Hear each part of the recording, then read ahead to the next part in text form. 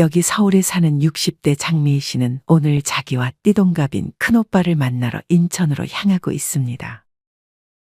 장 씨는 최근에 남편과 사별 후 우울감과 상실감으로 힘든 하루하루를 보내고 있었습니다. 장 씨에게는 아들 2명이 있지만 연락을 자주 하지는 않았습니다. 장 씨는 싸우긴 했어도 정이 들었던 남편이 갑작스러운 교통사고로 세상을 떠난 후에 그간 남편에게 잘해주지 못했다는 생각에 죄책감까지도 떨쳐내지 못했습니다. 장 씨는 남편이 세상을 떠나고 한동안 정신을 차릴 수 없었습니다. 이전에 남편과 열심히 돈을 모아서 집을 한 채 마련했고 아들 2도 무사히 장가를 보내 경제적인 여유가 아직은 있었지만 남편이 세상을 떠나고 일을 그만둬 이제는 그마저도 걱정해야 하는 처지였습니다. 장 씨와 큰오빠 사이에는 언니와 작은 오빠가 있었는데 장 씨의 언니는 장 씨가 어릴 때 세상을 떠났고 작은 오빠는 지병으로 세상을 떠난 상태였습니다. 장 씨에게 이제 형제는 큰오빠밖에 없었습니다. 하지만 워낙 말이 별로 없고 나이 차이도 많이 났던지라 커서는 그렇게 왕래가 많지 않았습니다.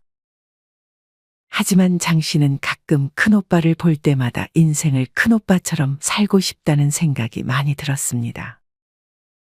큰오빠는 항상 명절에 같이 모여 얘기를 나눌 때마다 자기의 일상에 대해 말해주곤 했는데 70대임에도 매일 아침 일어날 때마다 설렌다는 말을 자주 했습니다.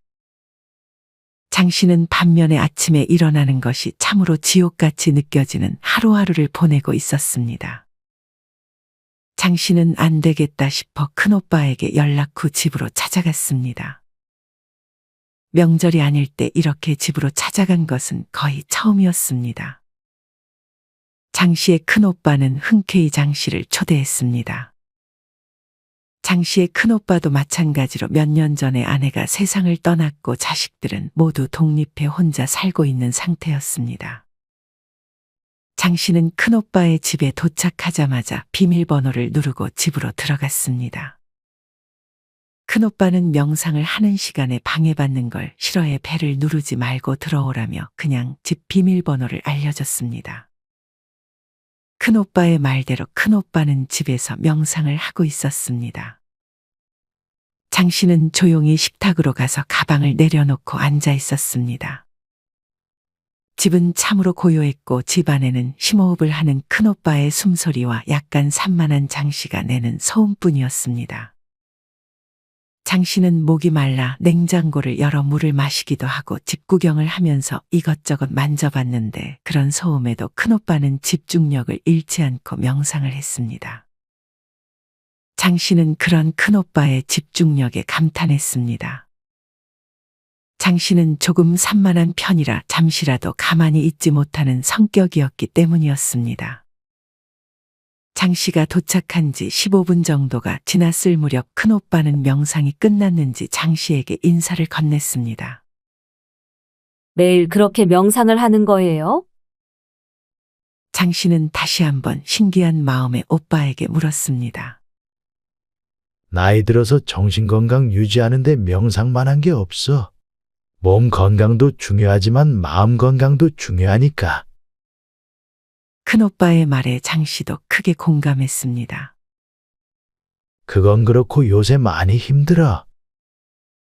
장 씨의 큰오빠는 장 씨의 목소리를 듣고 힘들어하는 것을 눈치챘는지 물었습니다. 장 씨는 큰오빠처럼 남은 인생을 행복하게 살다 가고 싶다며 조언을 구했습니다. 요새는 지인들 만나도 별로 즐겁지도 않고 뭐 하고 싶은 것도 딱히 없어서 의욕이 안 나요. 그러다 보니 운동도 안 하고 자꾸 늦게 일어나게 되는 것 같아요. 이 상황을 바꾸고 싶긴 한데 대체 뭐부터 해야 할지 모르겠어요. 장 씨는 나이 차이가 많이 나는 오빠에게 예전부터 말을 놓지 않고 존댓말을 했습니다. 그런 막내 동생의 말에 큰오빠는 고민했습니다. 무슨 말부터 시작해야 할지 고민하는 큰오빠에게 장 씨가 먼저 말을 꺼냈습니다. 어떻게 해야 남은 인생을 행복하게 지내다 갈 수 있을까요? 뭘 조심해야 한다던가, 뭘 신경 쓰면 좋다던가 이런 거 한 5가지 정도만 말해줘요. 장 씨의 말을 듣고 큰오빠는 감을 잡았다는 듯이 입을 떼기 시작했습니다. 아까 지인들 만나면 별로 즐겁지 않다고 했지. 이거와도 관련이 있는 건데, 첫 번째는 노후에는 별로 친구는 필요 없는 것 같아. 장 씨의 큰오빠는 먼저 친구에 대한 얘기를 꺼냈습니다. 오라버니는 친구 한 명도 없으세요?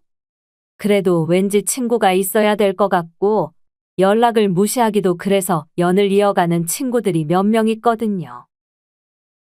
장 씨의 큰오빠가 장 씨에게 조언한 첫 번째는 나이 들면 친구는 별로 필요가 없다는 것이었습니다.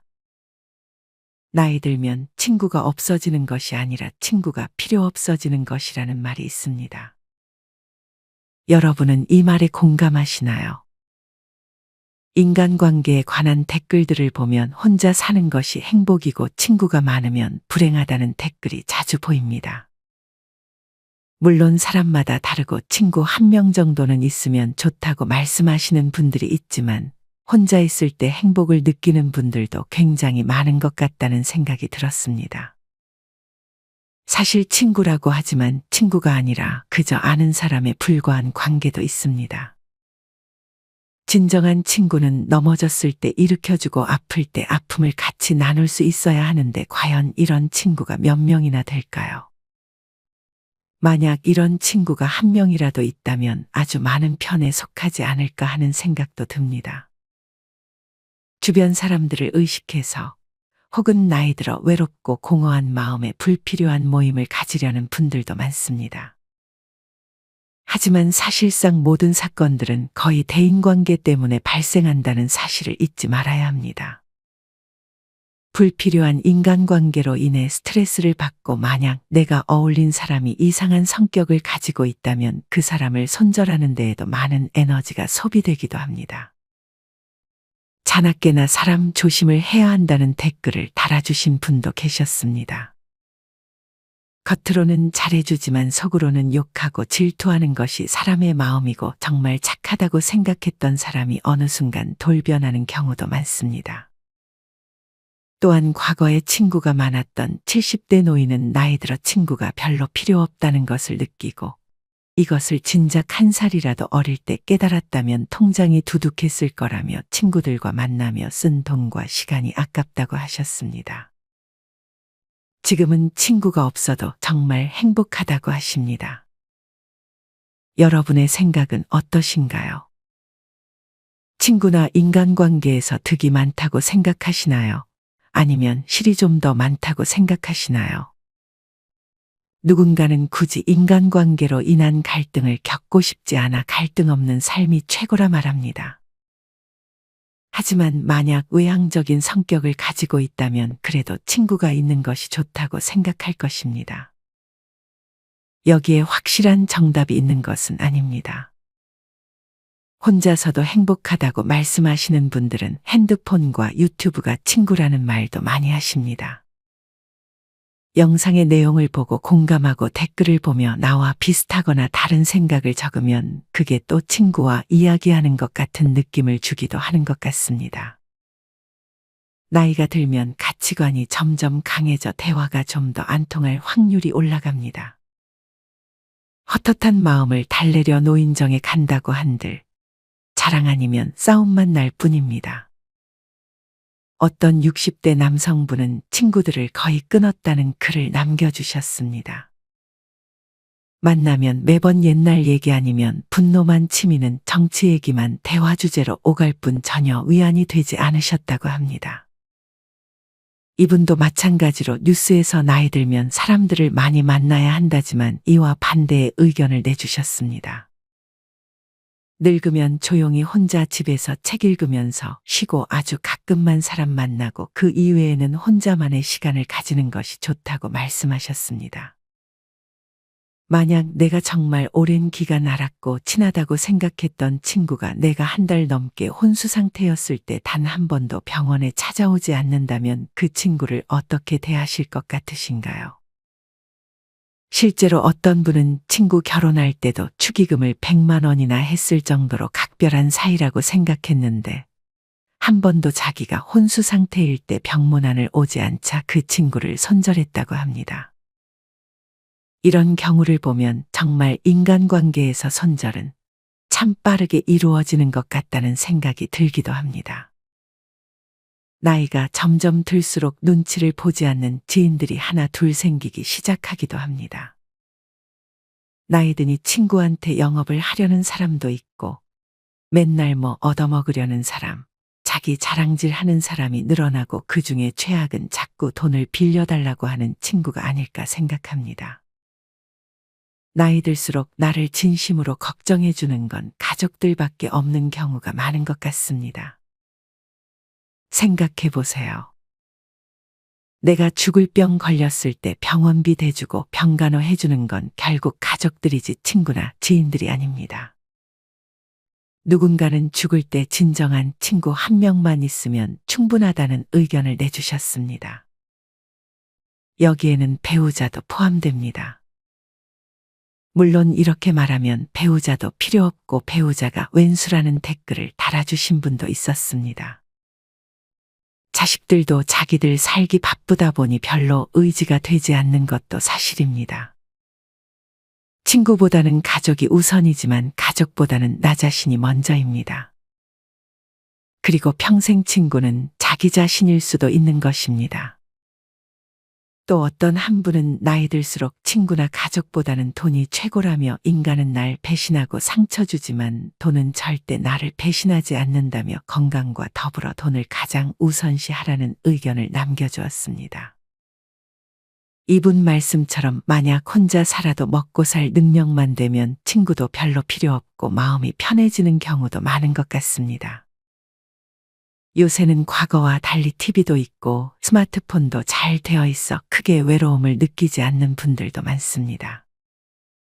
만약 경제적으로 준비가 덜 됐다면 열심히 일을 하는 것도 한 방법입니다. 어떤 분은 살기 바쁘다 보니 친구가 필요하지 않다며 그저 주어진 오늘을 열심히 살아가니 행복하다는 글을 남겨주기도 하셨습니다. 돈, 운동, 공부는 배신하지 않는다는 말이 있습니다.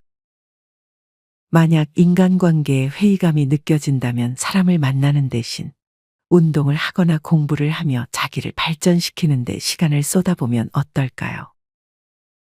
장씨의 큰오빠는 친구 한 명 없지만 하루가 금방금방 지나간다며 우선 나 자신을 챙기는 게 먼저라고 동생에게 조언해줬습니다.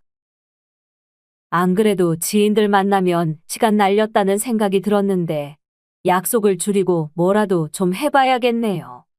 그럼 이제 두 번째는 뭐예요? 첫 번째로 조심할 것에 대해 먼저 말해준 김에 두 번째도 이어서 말해줄게. 아까 내가 돈도 중요하다고 말해줬지. 두 번째는 돈과 관련이 있는데 돈을 모으는 것만이 중요한 게 아니야. 내가 모은 돈을 작은 돈이라도 잃지 않는 게 굉장히 중요해. 나이 들어 은행에 그냥 넣어두면 돈 잃을 일은 없지 않아요? 다들 욕심 부리다가 그렇게 돈 잃는 거 아니에요? 저는 그냥 은행에 넣고 아무것도 안 할 거예요. 하지만 은행도 100% 신뢰하면 좋지 않아. 특히나 은행 직원도 마찬가지고. 은행 직원은 왠지 다 믿어야 할 것 같지? 은행 직원이 설마 거짓말하겠어요? 그런 경우가 없지 않아서 하는 말이야. 예전에 뉴스에서도 이와 관련해서 많이 보도가 됐었지. 뉴스를 자주 안 봐서 뭔지 잘 몰라요. 장씨의 큰오빠가 장씨에게 조언해준 두 번째는 바로 은행 직원이라고 해서 다 믿지 말라는 것이었습니다. 다음은 몇 년 전에 실제 있었던 일입니다. 어느 70대 할머니는 보험금의 입금 내역을 확인하기 위해 은행에 들렸습니다. 해당 은행 직원은 할머니에게 보험에 가입된 안전한 상품이라며 특정 상품에 가입을 권유했습니다. 하지만 그 은행 직원이 할머니에게 이 금융펀드를 판매할 당시 이 펀드는 이미 투자원금의 80% 이상이 부실화된 상황이었다고 합니다. 이 은행 직원은 허위로 작성하고 부실하게 기재한 투자 제안서를 할머니에게 그대로 설명하면서 투자 경험이 거의 없었던 70대 할머니의 성향을 자기 마음대로 적극 투자형으로 임의 기재하도록 했습니다. 그렇게 70대 할머니는 노후 자금 1억 원을 여기에 투자해버렸습니다. 70대 할머니뿐만 아니라 50대였던 직장인도 이 부실한 펀드 투자를 직원으로부터 권유받았습니다. 이 50대 직장인은 분명 은행 직원에게 안전한 상품을 요청했다고 합니다. 이후에 관련 펀드에 대해서 검찰 수사에 대한 뉴스가 나오고 있었는데 여기서 은행 직원은 한 번 더 거짓말을 했습니다. 운용사와 수탁사가 분리되어 있어 펀드에는 큰 영향이 없다면서 말이죠. 이 50대 직장인은 이 말을 믿고 2억 원을 펀드에 넣었다고 했습니다. 하지만 불행히도 이때는 이 금융펀드의 투자원금 98%가 부실화된 상황이었습니다. 아주 다행히도 앞의 사례에 대해서 투자원금 전액을 반환하라는 결정이 나와 돈을 돌려받을 수 있게 됐지만 그 기간 동안 겪었을 정신적 고통은 상당했을 것입니다. 그리고 이렇게 돈을 돌려받는 경우는 운이 좋을 때만 가능하지. 많은 분들이 은행 직원의 말을 들었다가 원금을 날리고 손해보는 경우가 상당히 많습니다. 이뿐만이 아닙니다. 일부 은행 직원들은 고객의 돈을 개인적인 생활비, 유흥비로 쓰다가 탕진해서 그 손해를 은행 고객들이 떠안게 되는 경우도 점점 증가하고 있습니다.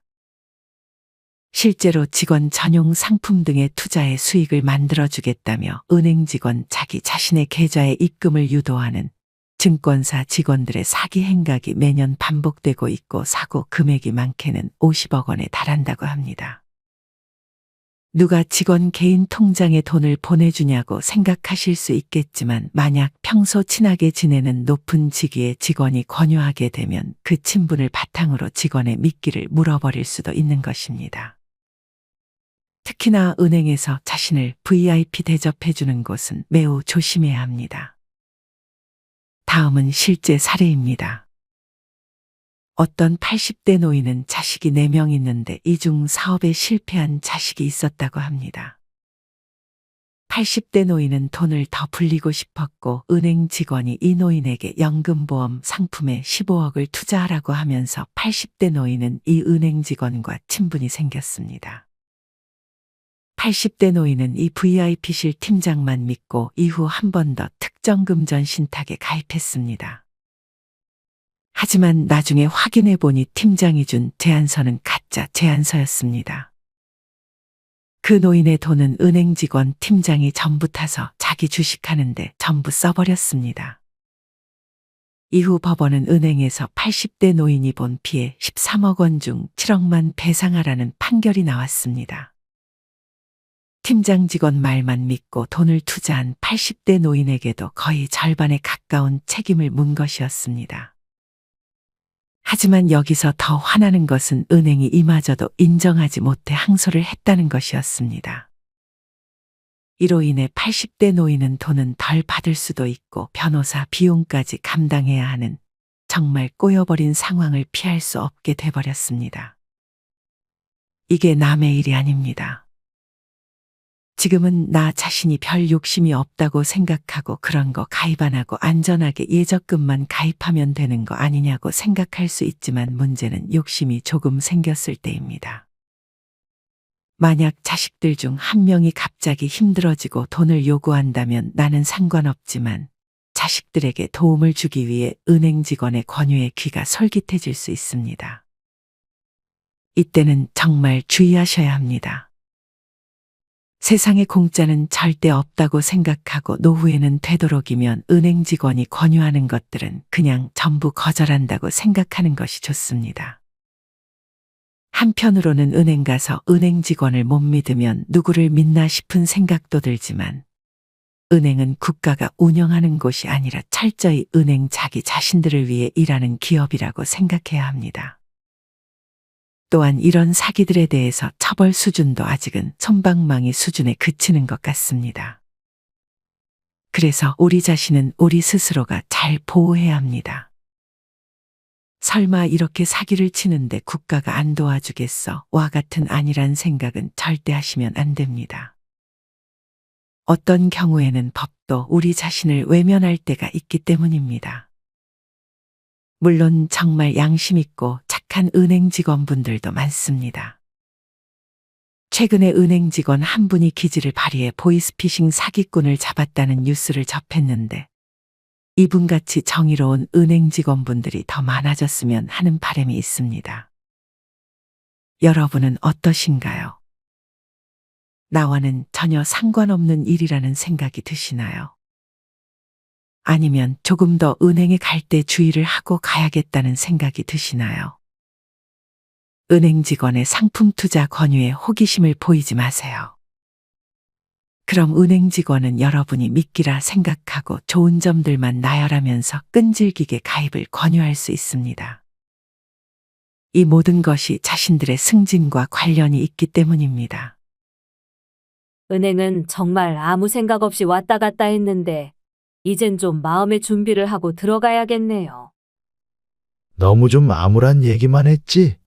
세 번째는 조심해야 할 것보다 하면 좋은 것을 말해줄게. 좋아요. 세 번째는 뭐예요? 세 번째는 바로 밖에서 생활하는 시간을 늘리는 거야. 밖이요? 전 나가는 거 별로 안 좋아하긴 하는데. 사실 나가기 전에만 귀찮아서 그렇지 막상 나가보면 좋지 않아? 그건 맞아요. 장 씨의 큰오빠가 장 씨에게 조언한 세 번째는 밖으로 나다니는 시간을 늘리는 것이었습니다. 여러분은 나이 들수록 밖으로 외출하는 것을 귀찮아하는 편이신가요? 아니면 옛날보다 밖으로 나가는 시간이 더 많아지셨나요? 나이 들어 야외 활동을 하는 것에는 장점이 많습니다. 야외 활동이라고 해서 거창한 것이 아니라 근처 가까운 공원에서 산책을 하는 것만으로도 신체뿐 아니라 정신건강까지 모두 챙길 수 있습니다. 영국 에식스 대학교의 연구팀에 의하면 나무나 잔디와 같은 녹색 식물이 있는 공간에서 운동을 하면 집 안에서 운동을 하는 것보다 훨씬 운동 능력이 좋아진다고 합니다. 이 밖에도 재밌는 연구 결과가 있는데 헬스장에서 운동을 하는 분들보다 야외에서 운동을 하는 분들이 더 오랜 시간 꾸준히 운동을 할 확률이 높다고 합니다. 이런 야외 활동과 운동은 체중 감량은 기본이고 뇌 기능까지 향상시켜줍니다. 이뿐 아니라 과학자들에 따르면 정원이나 공원 등 자연에 둘러싸여 있는 곳에서 시간을 보내는 것만으로도 심장 박동수가 떨어지고 스트레스가 완화되며 녹색 공간은 우리 눈의 피로를 덜어주고 자연의 향기를 맡으면 몸의 긴장감이 풀리기도 하는 등 아주 장점이 많습니다. 이런 야외 활동은 규칙적으로 해주는 것이 좋습니다. 노화건강저널에 실린 연구에 의하면 70대 노인들이 바깥 활동을 늘렸을 때 수면장애와 통증 등의 건강상 문제가 개선된다는 결과도 나왔습니다.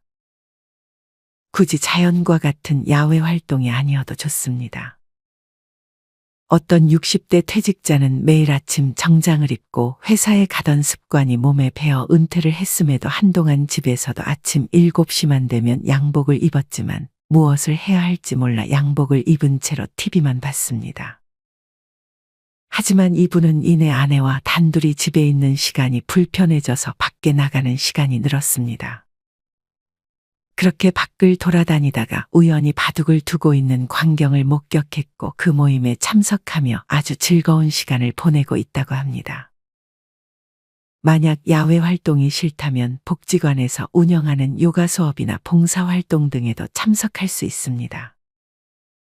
그리고 시니어 독서 모임도 매우 추천하는 모임 중 하나입니다. 매번 술 마시고 시시콜콜한 대화, 자랑, 정치 얘기만 하는 모임이 아니라 뭔가 특정 주제를 가지고 그것 자체를 즐기는 모임은 아주 좋은 것 같습니다. 이전에 은퇴 후 절대 가지 말아야 할 모임에 대한 영상들을 보셨는지 모르겠습니다.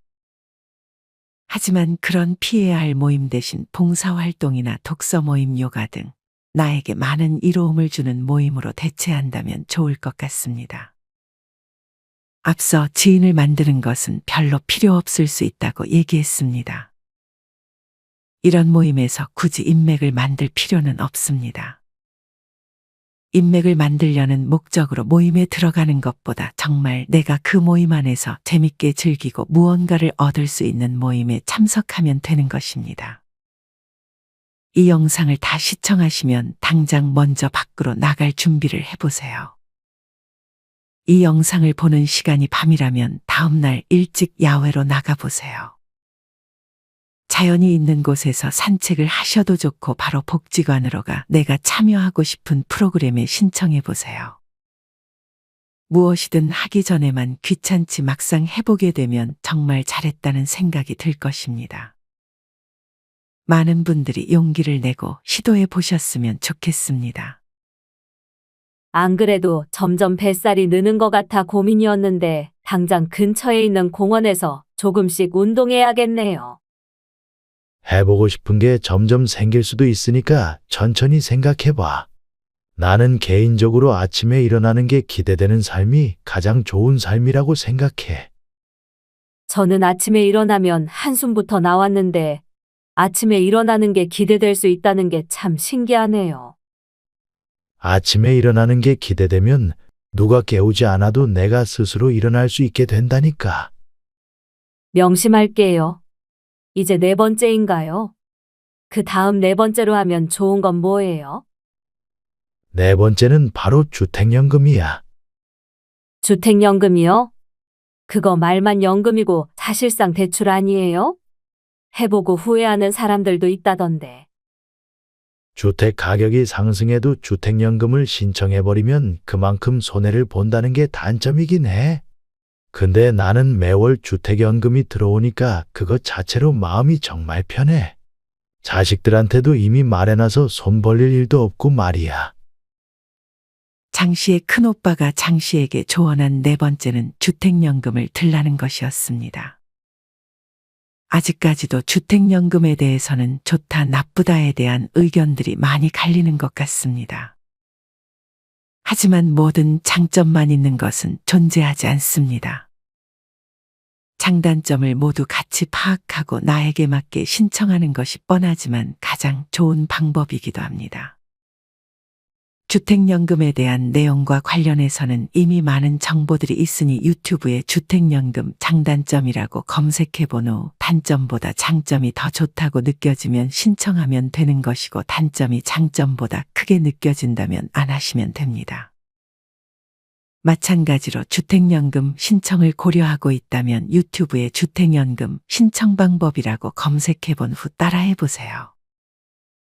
하지만 인터넷으로 신청하는 것은 복잡할 수 있기 때문에 해당 지역 주택 소재지를 관할하는 지사를 방문하여 신청하는 것도 좋습니다. 주택연금에 대해 조금 더 자세하게 알고 싶다면 한국주택금융공사 콜센터 1688-8114로 전화해 보시면 상담사가 친절하게 안내해 줄 것입니다. 주택연금을 홍보하고자 하는 것이 절대 아닙니다. 많은 분들이 노후의 경제적인 부분에 대해 걱정하는데 의외로 주택연금이 이에 대한 아주 좋은 해결책이 될 수 있습니다. 하지만 만약 내가 아직은 연금이나 목돈 등 생활비가 충분하다면 굳이 주택연금을 신청하기보다는 조금 이후에 결정하는 것도 좋습니다. 주택연금은 최대한 늦게 신청할수록 더 많은 연금을 월급처럼 받을 수 있기 때문입니다. 저도 듣기만 들었지 한 번도 주택연금을 들어봐야겠다는 생각은 진지하게 안 해봤는데 요새 생활비도 떨어지고 있어서 좀 더 진지하게 고민해봐야겠네요. 대부분 귀찮다는 이유로도 안 하는데 만약 괜찮다는 생각이 들면 딱 한 번만 귀찮음을 감수한다고 생각해봐. 그럼 남은 날이 편안해질 수도 있어. 알겠어요. 이제 마지막 5번째가 기대되네요. 도움이 되고 있는 것 같아? 네. 얼른 말해주세요. 마지막 5번째는 성취감을 느낄 수 있는 일을 찾는 거야. 사실 나이가 들어서까지 일을 하라고 하면 별로 안 좋아하는 사람들이 많아. 이제껏 일만 하고 살았는데 또 일을 하라고 하니 아마 거부감을 느낄 거야. 맞아요. 그냥 일이라는 단어 자체가 저는 이제 지겨워요. 그보다는 취미를 즐기면서 편안하게 살고 싶어요. 취미를 하더라도 성취감을 느낄 수 있는 취미를 찾으면 좋아. 만약 경제적으로 힘들다면 돈이 되는 취미를 하면 그보다 좋은 것은 없지. 뭐 추천해 줄 만한 거 있어요? 이런 장 씨의 질문에 큰오빠는 유튜브를 취미 삼아 시작해보는 것이 어떻겠냐고 물었습니다. 나도 요새 유튜브에 영상 가끔 하나씩 올리는데 조회수는 많이 안 나와도 댓글 달리고 하니까 참 재밌더라고. 나이 든 사람도 유튜브를 하고 그래요? 그럼 생각보다 많아? 그러면서 장 씨의 큰오빠는 실버 유튜버들을 하나씩 소개해주기 시작했습니다.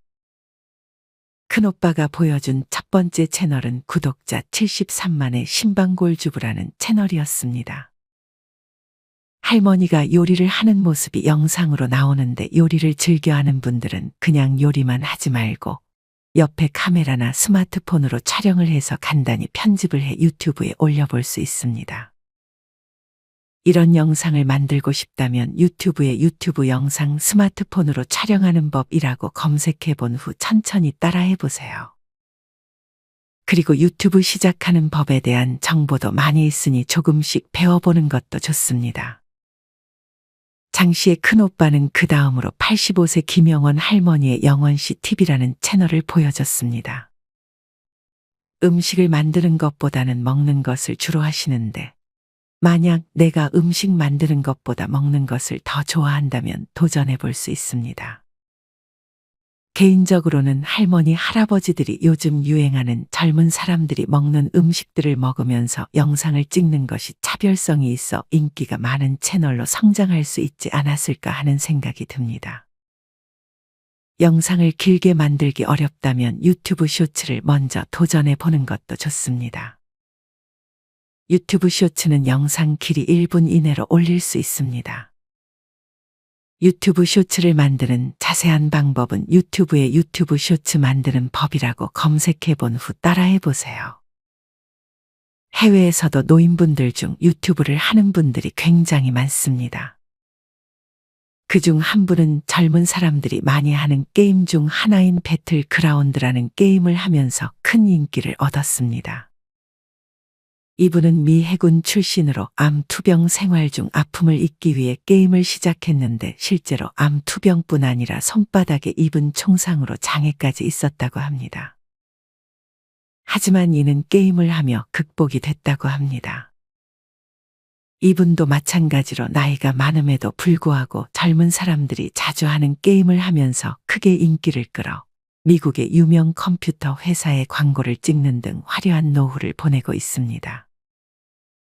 심지어 91살의 나이에도 도전을 멈추지 않으며 유튜브를 올리는 할머니도 있으니 여러분들도 충분히 시도해 볼 수 있지 않을까 생각합니다. 이외에도 다양한 실버 유튜버가 많습니다.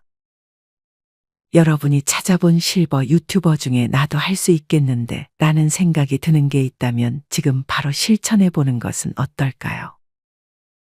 오늘 정말 많이 배웠어요. 안 그래도 유튜브 해볼까 하는 생각은 있었는데 뭘 해볼 수 있을지 생각해 볼게요. 상상만 해도 설레네요. 아주 좋은 자세야. 그렇게 장 씨는 오늘 많은 것을 배우고 큰오빠의 집을 빠져나왔습니다. 장 씨는 집으로 돌아가며 큰오빠에게 들은 5가지를 되뇌었습니다. 첫째는 인간관계보다는 나 자신에게 집중할 것, 둘째는 은행 직원을 조심할 것, 셋째는 밖에서 생활하는 시간을 늘릴 것, 넷째는 주택연금을 고민해 볼 것, 마지막 5째는 성취감을 찾는 일이나 취미, 그 중에서도 유튜버에 도전해 보는 것이었습니다. 여러분은 장 씨의 큰오빠가 말한 이 5가지에 대해 공감하시나요? 뭐니 해도 사실 노후에는 돈과 건강을 챙기는 것이 가장 중요합니다. 돈과 건강을 1순위로 생각하고 이 5가지에 대해서도 만약 한 가지만이라도 실천해 볼 가치가 있다면 오늘 당장 실천해 보는 것은 어떨까요? 실천하는 여러분을 인생지혜가 응원하겠습니다. 이상으로 오늘의 영상을 마치겠습니다. 우리 모든 구독자분들의 행복한 여생을 응원합니다. 다음에 더 좋은 내용으로 찾아뵙겠습니다. 감사합니다.